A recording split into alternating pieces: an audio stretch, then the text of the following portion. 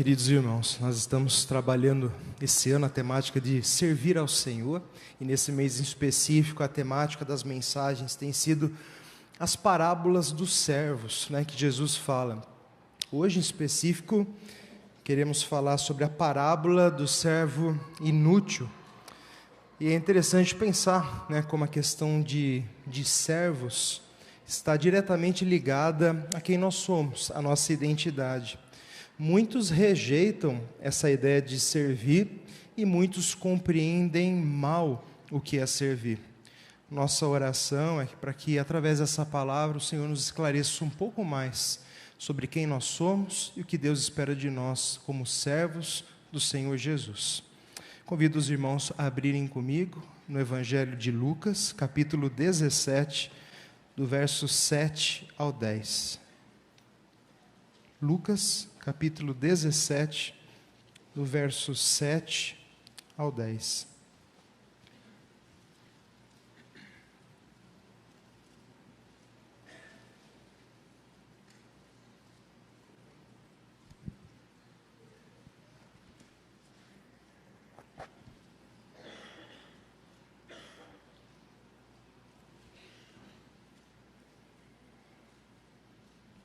Lucas 17, do 7 ao 10, diz assim, palavra do Senhor. Qual de vós, tendo um servo ocupado na lavoura, ou em guardar o gado, lhe dirá quando ele voltar do campo, vem já e põe-te à mesa? E que antes não lhe diga, prepara-me a ceia, cinge-te e serve-me, enquanto eu como e bebo, depois comerás tu e beberás? Porventura terá de agradecer ao servo, porque este fez o que lhe havia ordenado? Assim também vós, depois de haverdes feito quanto vos foi ordenado, dizei, somos servos inúteis, porque fizemos apenas o que devíamos fazer. Amém. Vamos orar. Ó Deus Santo, Pai querido, eis aqui a Tua palavra, eis aqui a nossa vida diante do Senhor. Clamamos a Tua misericórdia, clamamos a Tua direção mais uma vez, que o Senhor se revele a nós pela Tua palavra, confrontando o nosso coração, mostrando quem somos, mas acima de tudo quem é o Senhor, que o Senhor produza arrependimento, louvor, quebrantamento, tudo aquilo que lhe aprouver no coração de cada um que o Senhor trouxe aqui nessa noite, que toda a honra e toda a glória seja dada ao nome de Jesus, pelo qual também nós nos dirigimos ao Senhor. Amém.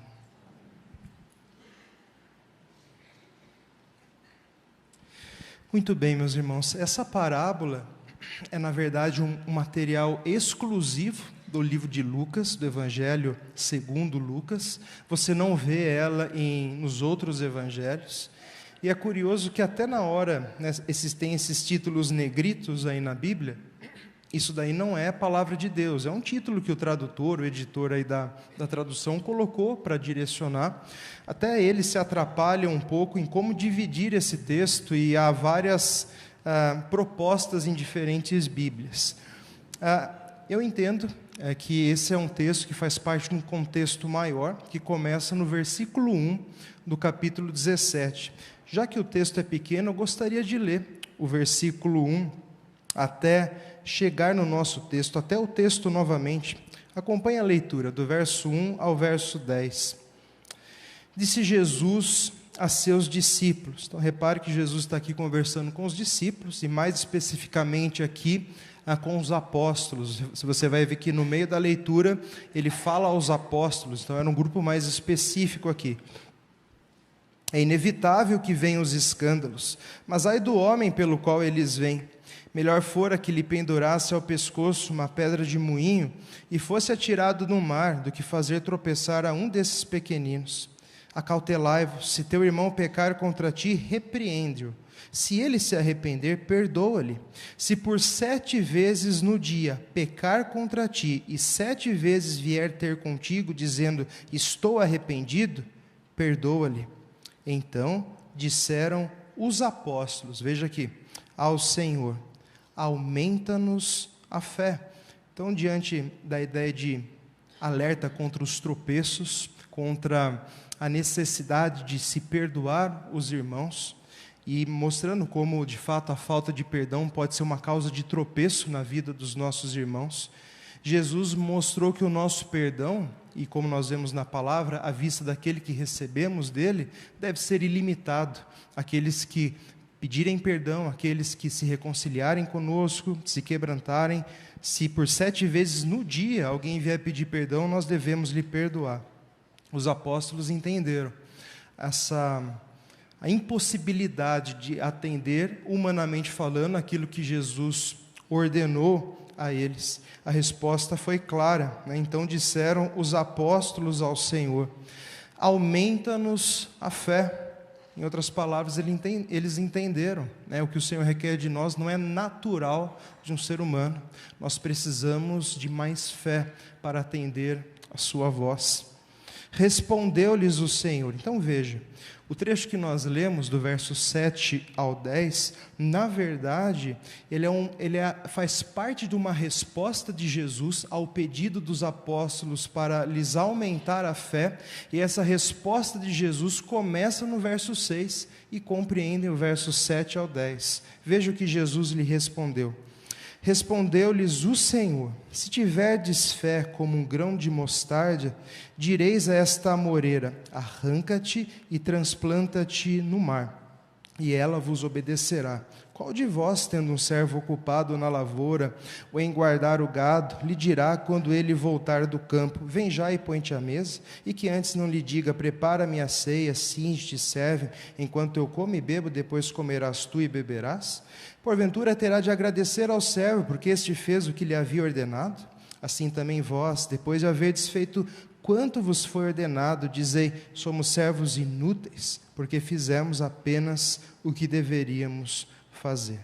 Então veja como esse trecho faz parte de um trecho maior, e nós vamos ver, talvez fica confuso à primeira vista, como isso se conecta àquilo que nós vimos logo acima, mas vai ficar mais claro ao longo da exposição da mensagem, como isso vai trazer mais clareza a um texto que aparentemente parece ser muito duro e difícil de ser entendido, justamente pela dureza das palavras do Senhor Jesus aqui. Então veja que a partir do verso 7, meditando nesse trecho, Jesus começa a usar aqui algumas perguntas, retóricas, para provocar os seus discípulos, os seus apóstolos, acerca do que significa, e algumas importantes implicações do que significa ser servo, ser escravo, né? Lembrando que a palavra servo é escravo, algo que era comum nos dias do Senhor Jesus. E perceba que no início do contexto, quando nós vimos ali no verso 1, Jesus se dirige, Lucas narra o episódio se dirigindo, mencionando Jesus, né, como nome do Senhor. Ele fala: disse Jesus aos discípulos. E perceba que no meio do discurso, no verso 5 e 6, ele, ao invés de falar Jesus, como ele já estava fazendo na narrativa, ele troca para Senhor, justamente o nome comum de se referir a Jesus, ali no verso 5 e no 6, né? Então disseram os apóstolos ao Senhor, e no verso 6, respondeu-lhes o Senhor. Essa mudança é proposital. O Senhor aqui é o termo comum usado para se referir a Jesus. Apesar da gente estar acostumado a ouvi-lo, ele não era comumente empregado a homens, a não ser em situações bem específicas, a líderes supremos de um império. Também aos senhores de escravos era usada essa palavra, e ao Rei dos Reis, ao Senhor dos Senhores, aquele que possui a autoridade máxima, o Senhor Jesus Cristo. Então há essa mudança, de Jesus para Senhor na forma de se referir a Cristo. E você vai ver que há mudança de discípulos depois no final para servos inúteis. Então, há uma mudança nessa questão.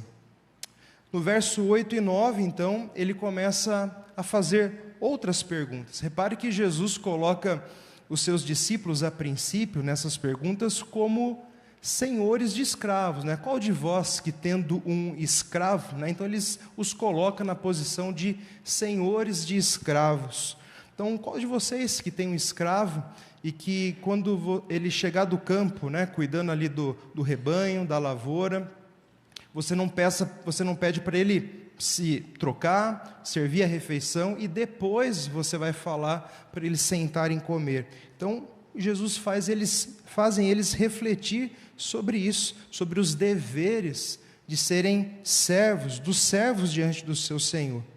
A questão que Jesus levanta é que os escravos têm que cumprir os seus deveres, sem esperar que com isso estão colocando alguma obrigação sobre os seus senhores. O cumprimento do nosso dever diante de Deus, então, segundo Jesus, não dá direito a uma recompensa para nós. Então, Jesus ensina várias coisas. A princípio, Jesus está ensinando isso. A obediência de um servo ao seu Senhor não faz com que o seu Senhor seja obrigado a lhe recompensar de alguma forma. Veja que aqui ele tem em vista a questão dos escravos do Antigo Testamento, diferente de hoje, né? Você não pode olhar para o texto com a visão de o empregador e o empregado aqui. Você tem que olhar com a visão daquela época do Senhor com seus escravos. Paulo disse algo semelhante em 1 Coríntios 9,16: se anuncio o Evangelho, não tenho do que me gloriar, porque sobre mim pesa essa obrigação, porque ai de mim se não anunciar o Evangelho. Então, muito parecido, Paulo entendia os seus deveres para com o Senhor. E ele fala, do que eu tenho que me gloriar em pregar o Evangelho? Em outras palavras, em cumprir os meus deveres para com o meu Deus. Essa é a minha obrigação. Na verdade, ai de mim, se eu não for fiel ao meu Deus, se eu não cumprir com aquilo que me foi estabelecido pelo meu Senhor. De forma semelhante a isso que o Senhor Jesus está ensinando aos seus discípulos. Certamente Jesus estava aqui combatendo essa concepção comum que as pessoas tinham na sua época, também os judeus, de que somos merecedores de alguma coisa diante de Deus. Deus é o nosso Senhor e nós os seus servos, que nós merecemos alguma coisa diante de Deus, que nós somos justos aos olhos de Deus, e que Deus então, pela nossa grande justiça, se torna de alguma forma obrigado a nos abençoar, a nos recompensar, e nós podemos em alguma medida reivindicar alguma coisa diante de Deus. Havia essa mentalidade em muitas pessoas, inclusive nos judeus, por uma má compreensão da lei de Deus. A ideia de que eu fiz por merecer, agora eu posso ser recompensado, eu posso me recompensar, ou o Senhor agora precisa me recompensar. Um capítulo à frente, você vai ver que Lucas, no capítulo 18, Jesus conta uma parábola, no verso 9, ele diz, propôs também essa parábola a alguns que confiavam em si mesmos, por se considerarem justos e desprezavam os outros. Então olha por que Jesus conta a parábola, contexto aqui do capítulo, né?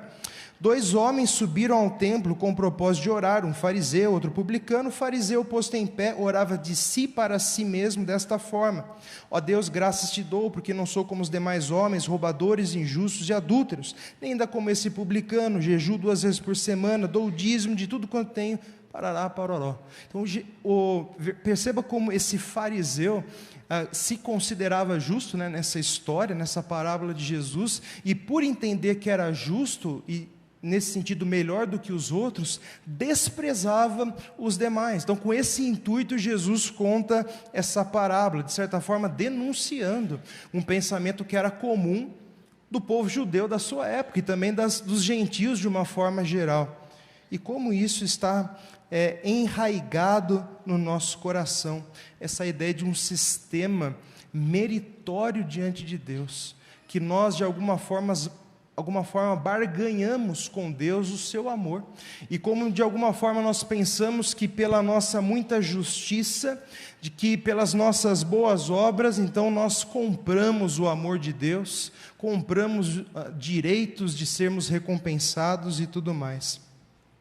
Então vem o verso 10, assim também vós, depois de haverdes feito quanto vos foi ordenado, dizei, somos servos inúteis. A palavra inúteis aqui também, ela significa literalmente não necessário, então poderia ser traduzido por desnecessários ou dispensáveis, né? Somos servos desnecessários, porque fizemos apenas o que devíamos fazer. Então, no início, Jesus os coloca como senhores, né? Qual de vós que tendo um escravo? Então, ele se dirige assim aos seus discípulos, e no final ele fala, assim também vós devis dizer, somos servos inúteis. Então, no final, eles os colocam na posição dos escravos, dos servos, mostrando o que eles deveriam, como servos, confessarem. Veja que na parábola não é o Senhor que chama os seus servos de inúteis. Jesus os impele a meditar sobre isso e que eles mesmos precisam confessar isso. Vê o que está escrito? Assim também vós, depois de haverdes feito quanto vos foi ordenado, então vocês foram fiéis, fizeram o que deveriam fazer. Dizei, em outras palavras, né? Confessem, afirmem isso. Somos servos inúteis, porque fizemos apenas o que devíamos fazer. Na parábola, não é o Senhor, então, que chama os servos de inúteis. Os próprios servos deveriam confessar e reconhecer essa realidade. Tenho que destacar algo nesse texto, e aqui eu peço licença aos irmãos para falar de uma forma um pouco mais técnica.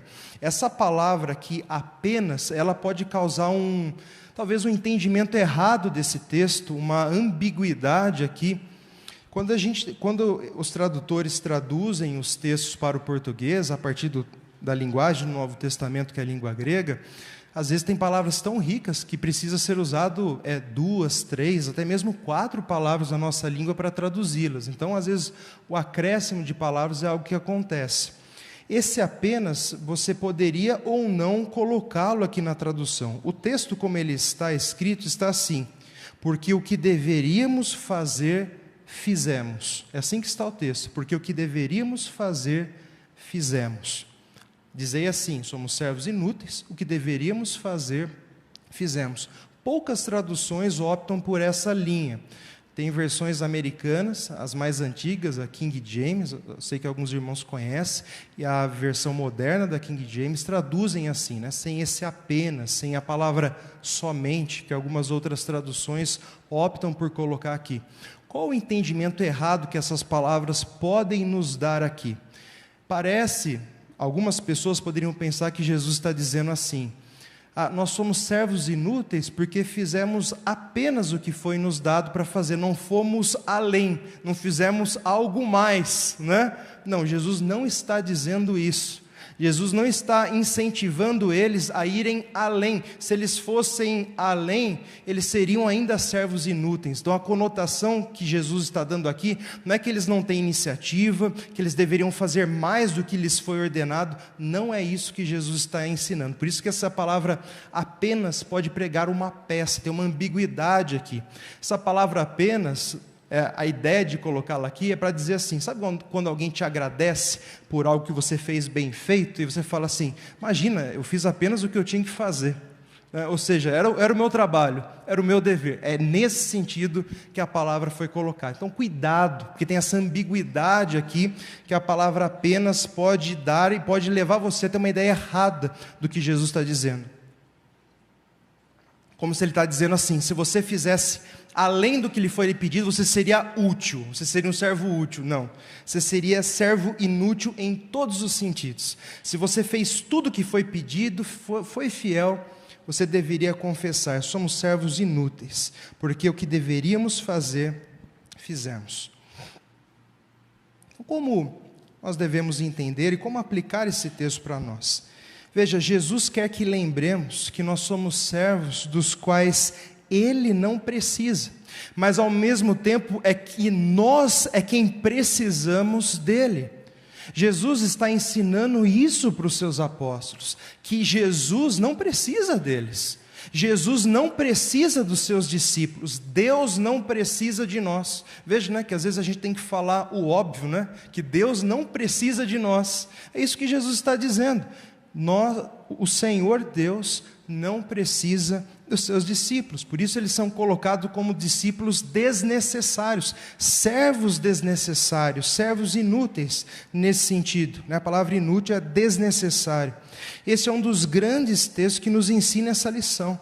Deus não precisa de nós. Nós somos servos desnecessários para Deus. Apesar de ser uma lição difícil, Jesus entendia que ela precisava ser ensinada e precisava lembrá-los acerca disso.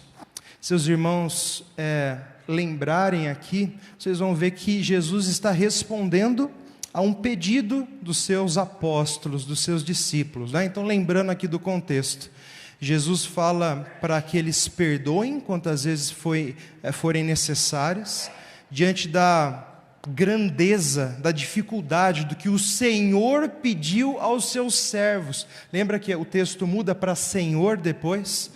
Como que os apóstolos dizem ao Senhor, então, respondem ao Senhor: aumenta-nos a fé. Então, responde-lhes o Senhor. Então, veja que Jesus está respondendo ao pedido de aumento de fé dos seus servos, dos seus discípulos. E preste muita atenção nisso. No final das contas, o que Jesus está ensinando é que o pedido aumenta-nos a fé é, na verdade, uma confissão de incapacidade diante de uma ordem dada, o que equivale, no final das contas, à confissão: somos servos inúteis. Entenderam isso? Dizer aumenta-nos a fé diante de uma ordem que lhes é dada, é a mesma coisa que o Senhor Jesus disse a eles para confessarem: somos servos inúteis. Porque veja, se você tem uma empresa e você contrata lá uma pessoa, só que ela não consegue fazer nada sozinha. Sempre para ela trabalhar você tem que ir lá, pegar na mão dela, fazer. Você não pode sair do seu lado. Ora, você pensa, então por que eu contratei, não é? Nem precisava dela. Ora, é justamente isso que nós somos para com Deus. Deus não pode tirar a mão de nós. Deus não pode tirar a mão de nós. Porque se Ele tirar a mão de nós, nós morremos. Deus precisa ficar em cima de nós. Não somente de nós, mas o universo é sustentado pelo poder da Sua palavra. E Ele não precisava ter feito coisa alguma, e nem precisava ter feito nós, os seus servos, mas Ele sustenta-nos, até em como nós servimos. Ora, a palavra diz, é Ele quem efetua em nós tanto querer como realizar, segundo a sua boa vontade. Quem é que te faz sobressair? E o que você tem que não recebeu? E se recebeu, por que te glorias como se não tivesse recebido? 1 Coríntios 4:7. Todos esses textos mostram isso para nós, a nossa incapacidade, que no final das contas, nós somos desnecessários. O salmista Davi, o rei Davi, no final da sua vida, juntando tesouros para a construção do templo do Senhor, ele disse por mais de uma vez: Senhor nosso Deus, toda essa abundância que preparamos para edificar uma casa ao teu santo nome, vem da tua mão e é toda sua. Nós todamos da sua própria mão. É isso, Davi entendeu. Davi entendeu: quem sou eu para dar alguma coisa ao Senhor? O Senhor me deu tudo, e quando eu ofereço alguma coisa, eu estou dando da sua mão para outra. Nós somos desnecessários para o Senhor.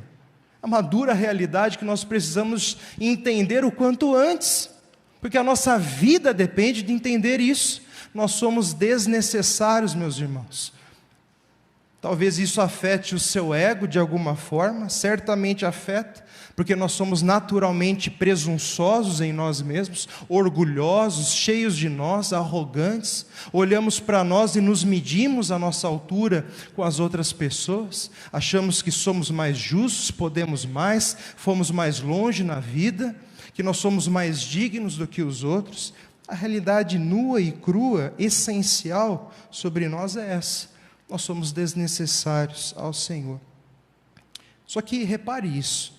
Então, apesar de sermos essencialmente em quem nós somos, inúteis e desnecessários ao Senhor, quando estamos ligados a Deus pela fé em Cristo, não é isso que eles pediram? Aumenta-nos a fé. Então, quando nós estamos ligados a Deus pela fé em Cristo, nós nos tornamos úteis em suas mãos, pois é Ele agindo em nós, nós nos tornamos nesse sentido uma ferramenta nas mãos de Deus, que Ele decidiu usar, não precisava, é desnecessário, mas Ele decidiu usar, e porque Ele decidiu, e porque é Ele quem segura, ela se torna útil para os seus propósitos, na vida das pessoas, no seu reino.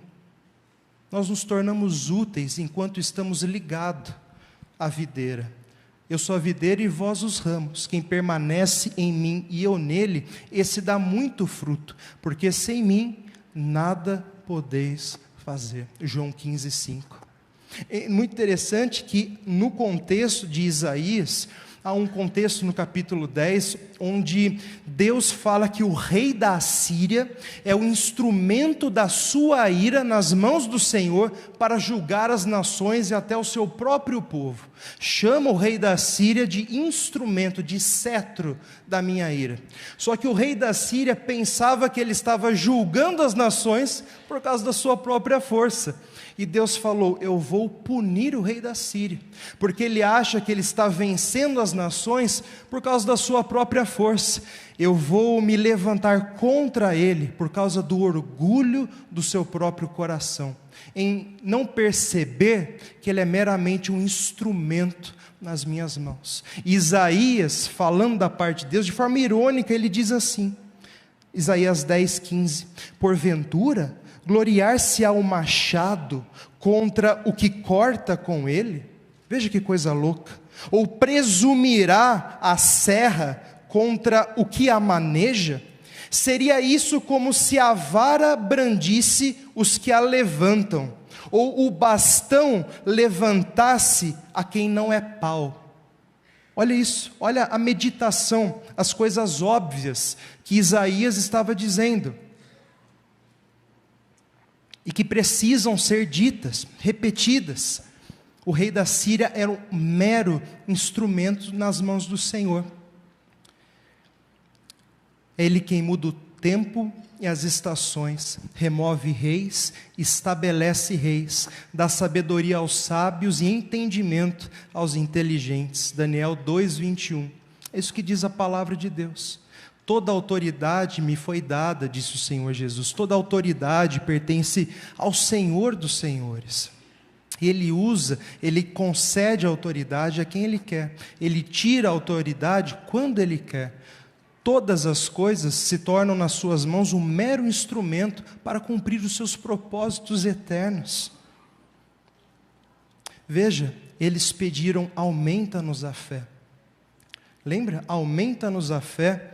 É uma confissão que equivale a dizer: somos servos inúteis, não conseguimos fazer o que o Senhor espera de nós.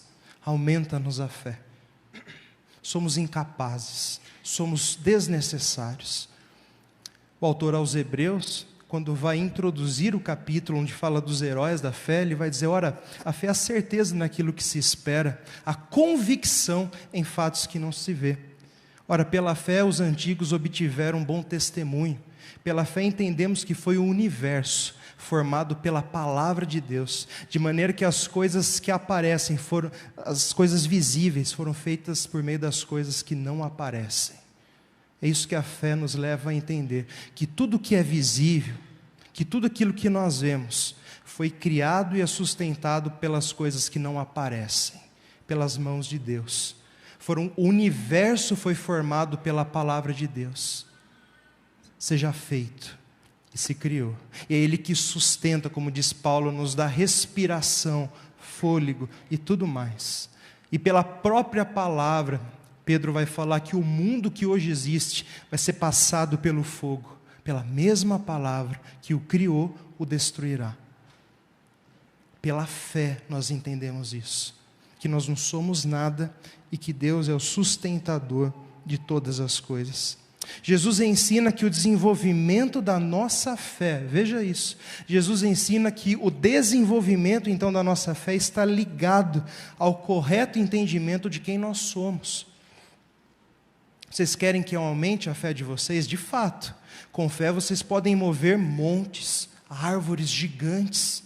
Um pouco de fé é capaz de vocês conseguem realizar coisas que são impossíveis para os seres humanos, de fato. E veja isso, para que vocês tenham fé, vocês têm que reconhecer quem vocês são. Somos servos inúteis. E Jesus, de uma forma brilhante, liga as duas coisas aqui. O maior perigo para a fé, para você parar de crescer na fé, é você achar que você pode alguma coisa. Que você é bom, que você é capaz, que você é melhor do que os outros. A grande barreira para você desenvolver a fé e crescer no seu relacionamento com Deus é o orgulho. É quando você para de entender que você depende 100% de Deus e você não faz nada por si mesmo. E biblicamente, o correto conhecimento de quem nós somos, se ele é necessário para aumentar a nossa fé, entender que nós somos servos inúteis, logo o correto entendimento de quem nós somos está ligado também ao correto entendimento de quem Cristo é. Cristo é Senhor, é Deus, é Salvador, e nós, à luz da sua grandeza, enxergamos então a nossa pequenez, a nossa miséria. A arrogância, meus irmãos, é uma evidente confissão, nesse sentido, da nossa ignorância acerca de quem Deus é. Aquele que é presunçoso em si mesmo, aquele que é orgulhoso, ele está confessando com a sua vida de que nada conhece do Deus grandioso e excelso. Porque como nós podemos nos relacionar com quem Deus é e permanecermos arrogantes? As duas coisas não podem coexistir. Ninguém pode ter um relacionamento saudável com Deus e permanecer com um olhar altivo, prepotente. Isso não pode existir. Naturalmente, o ser humano é orgulhoso e cheio de si. Jesus, então, está nos ensinando que não é possível aumentar a nossa fé, enquanto você não se diminuir, não se humilhar. Por isso, nesse sentido, meus irmãos, a conversão é esse grande golpe contra o nosso orgulho. Quando nós entendemos que estamos condenados e que não há capacidade em nós para nos salvarmos, estamos caminhando para o inferno, e a cruz, o Evangelho mostra isso para nós, nós então nos prostramos, nos arrependemos e lançamos sobre Jesus e a sua obra toda a nossa esperança, toda a nossa confiança. Todos aqueles que passam pela cruz, nesse sentido, morrem para si mesmos, porque estão confessando a sua total inabilidade para qualquer coisa, inclusive para aquilo que é mais importante, o seu relacionamento com Deus, a salvação da sua alma. Paulo disse isso, sobre a suficiência da cruz ao falar, não anula a graça de Deus, porque se a justiça é mediante a lei, segue-se que Cristo morreu em vão. Em outras palavras, se alguém pode afirmar que é salvo por obras, então anula-se a cruz de Cristo. O desenvolvimento da vida cristã, o desenvolvimento da nossa fé, então ele se dá num relacionamento com Deus, através de Jesus, e assim percebemos gradativamente quão grande Deus é, e quão pequeno nós somos. O resultado disso, uma fé crescente, um temor genuíno, uma esperança mais sólida no Senhor. Um capítulo atrás, em Lucas capítulo 16, Jesus fala sobre a parábola do administrador infiel. Ele estava direcionando os seus discípulos a usarem de uma forma sábia e espiritual as coisas que possuem, para mostrar no uso dos seus recursos que eles possuem um Senhor no céu e um tesouro no céu. Depois de ouvir essas parábolas, os fariseus avarentos responderam assim no verso 14. Os fariseus que eram avarentos ouviam tudo isso e o ridicularizavam. Mas Jesus lhes disse: vós sois os que vos justificais a vós mesmos diante dos homens. Mas Deus conhece o vosso coração, pois aquilo que é elevado entre os homens é abominação diante de Deus. Veja, a avareza como está ligado ao orgulho. Eles que eram avarentos não queriam ouvir as palavras de Jesus, ridicularizavam, portanto. Jesus, sabendo que eles queriam se justificar a si mesmos diante das pessoas, mas conhecendo-lhes o coração, ele diz claramente: aquilo que é elevado entre vocês é uma abominação diante de Deus, porque Deus não reparte a sua glória com ninguém. O dia do Senhor abaterá todo homem orgulhoso, diz os profetas. O dia do Senhor será contra todo o orgulho e soberba dos homens para abater. Só o Senhor será louvado naquele dia. Essa é a nossa esperança. É isso que diz a palavra do Senhor. E nisso nós descansamos. O Senhor Jesus nos ensinou em várias passagens sobre isso. Sobre como o reino do céu está ligado a humilhação de coração daqueles que entram por ele. Ele ensina isso de uma forma muito brilhante com as crianças, não é? Em Mateus 18, verso 4. Portanto, aquele que se humilhar como essa criança, esse é o maior no reino dos céus. 1 Coríntios 3, 18, ele fala: ninguém se engane a si mesmo. Se alguém se entende por sábio neste século, faça-se estulto para tornar-se sábio. Paulo diz isso, né, em 1 Coríntios 3, 18. Então ninguém se engane a si mesmo. Se alguém acha que é sábio, pare de se enganar. Para que você se torne sábio, você tem que se fazer por tolo. Porque o começo da verdadeira sabedoria é enxergar a sua tolice. É isso. Uma forma bela, né? Paulo colocando como caminho para a verdadeira sabedoria é entender que você não é nada. E aí você começa a subir na escada da sabedoria, diante de um Deus que é verdadeiramente sábio. Segundo Samuel 6, 21, quando Davi chega com a arca da aliança, dançando, cantando, Mical, a sua esposa, né, filha de Saul, vê ele daquela forma e o ridiculariza. O texto diz: disse, porém, Davi a Mical, depois de Mical ter ridicularizado ele, né, como um rei, como você ficar dançando aí no meio de todo mundo: perante o Senhor que me escolheu a mim, antes do que a teu pai e toda a sua casa, mandando-me que fosse chefe sobre o povo do Senhor, sobre Israel, perante o Senhor me tenho alegrado. Ainda mais desprezível me farei e me humilharei aos meus olhos. Esse era o homem segundo o coração de Deus, não é? Alguém que reconheceu: toda autoridade pertence ao Senhor. Ele que havia o colocado lá, e diante desse Deus, ele continuaria a se humilhar. Tiago 2,5: ouvi, meus irmãos, não escolheu Deus os que para o mundo são pobres, para serem ricos em fé e herdeiros do reino que ele prometeu aos que amam? Deus abate o soberbo, mas concede a sua graça aos humildes. Meus irmãos, se humilhar e se diminuir significa entender quem nós realmente somos. E saiba, você está cego para essa realidade, enquanto você achar que você é indispensável na vida de alguém. Sabe quando você acha que você é indispensável em algum lugar ou na vida de alguém? Nossa, se eu sair desse lugar, esse lugar aqui, essa empresa vai fechar. Você acha que você é indispensável naquela empresa. Cuidado. Não, se eu sair, essa igreja aqui, eu faço tudo nessa igreja. Se eu sair dessa igreja, acabou. Não, esse ministério aqui depende de mim. Se eu sair desse ministério, a minha família depende totalmente do meu trabalho, do poder do meu braço. Se acontecer alguma coisa, acabou. Então nós temos o costume de pensar assim, que nós somos indispensáveis em alguma esfera da nossa vida. E com isso nós mostramos que estamos cegos para essa realidade. Achamos que temos direito de nos recompensarmos a nós mesmos por alguma coisa que nós fazemos.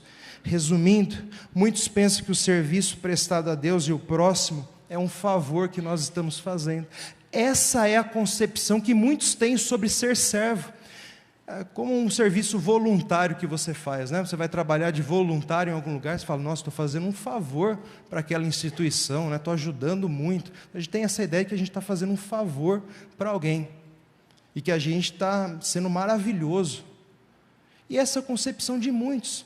E é por isso que muitos não trabalham, não se envolvem mais, porque entendem que ser servo é fazer um favor para os irmãos, é fazer um favor para o pastor, é fazer um favor para Deus, meus irmãos. Nós somos servos desnecessários. Ser servo, instrumento nas mãos de Deus, é o favor que Deus nos faz. Essa é a alegria nossa, de sermos instrumentos na mão de Deus. O favor não é nós que fazemos, o favor é Deus que nos faz, e fazer nós os seus servos. Que privilégio, que honra! E aqueles que não se levantam para servir, não entenderam quem é Deus, não entenderam quem são si mesmos, estão cegos para essa realidade, não conhecem ao Senhor. Você que não se envolve, você que não se doa, você não entendeu que o privilégio é nosso, que o favor é Deus quem concede, que a graça dele nos basta, e você não entendeu a dimensão que é conhecer a Jesus e ser achado nele. Paulo, de uma forma bela, expressou isso. Mas o que para mim era lucro, isso considerei perda por causa de Cristo. Sim, deveras considero tudo como perda, por causa da sublimidade do conhecimento de Cristo Jesus, o meu Senhor, por amor do qual perdi todas as coisas, e as considero como refúgio, aquele esterco mesmo, para ganhar a Cristo, ser achado nele, não tendo justiça própria que procede da lei, senão a que é mediante a fé em Cristo, a justiça que vem de Deus, baseada na fé, para o conhecer, o poder da sua ressurreição, a comunhão dos seus sofrimentos, conformando-me com ele na sua morte, para de algum modo alcançar a ressurreição dos mortos.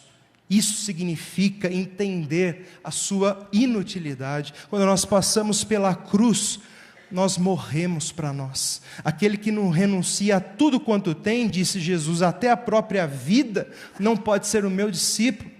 E a cruz nos mostra isso, que tudo aquilo que para nós um dia nós consideramos lucro, a nossa história, a nossa carreira, os nossos méritos acumulados, aquilo que nós galgamos, não significa nada do que ser usado nas mãos do Senhor, conhecê-lo, amá-lo, viver para Ele, ser vazio de nós e repletos dEle, nada se compara a isso. E muitos estão empobrecendo, porque estão tão cheios de si, achando que são ricos, mas são pobres, miseráveis, né? Tu és cego, miserável, pobre, nu, como diz a igreja, a Laodiceia.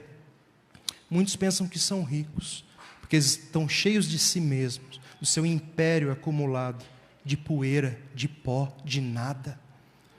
Mas nós que morremos para nós revivemos em Jesus para uma vida verdadeira, nos gloriamos nele, exultamos no Espírito, nos gloriamos em Deus, esperamos nele, não cantamos glória para nós.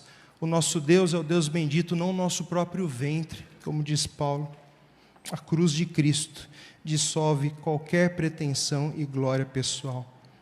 Para caminhar aqui, para encerrar, meus irmãos, todavia, apesar da nossa inutilidade, o mais impressionante de tudo, que nós não precisávamos mais nada, além da graça do Senhor, Deus concede graça sobre graça. Deus ainda diz que Ele nos recompensará pelo nosso serviço. Que coisa louca, né? Nós somos desnecessários, não conseguimos fazer nada sozinhos, e Deus disse que nos recompensará, nos galardoará.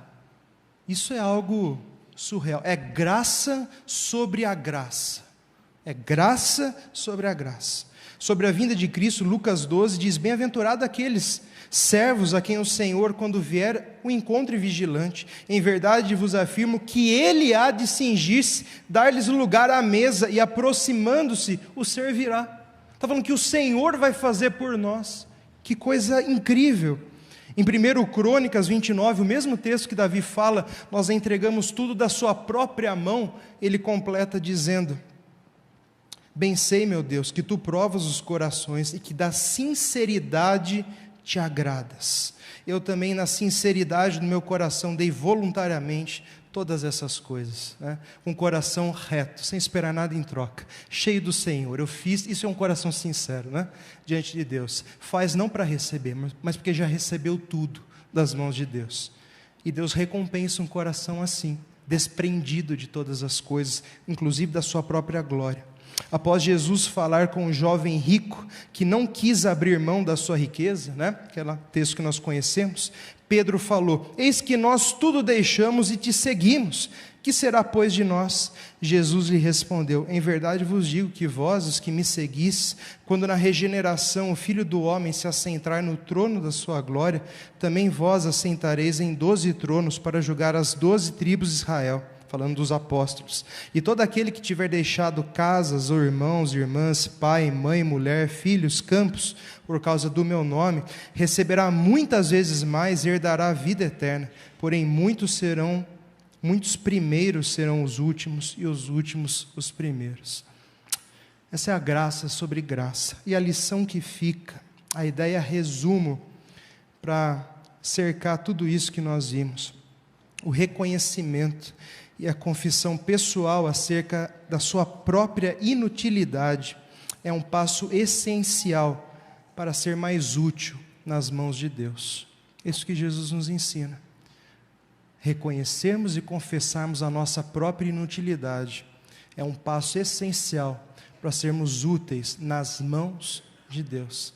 Que Deus nos ajude a fazer esta confissão para a sua honra e para a sua glória. Amém?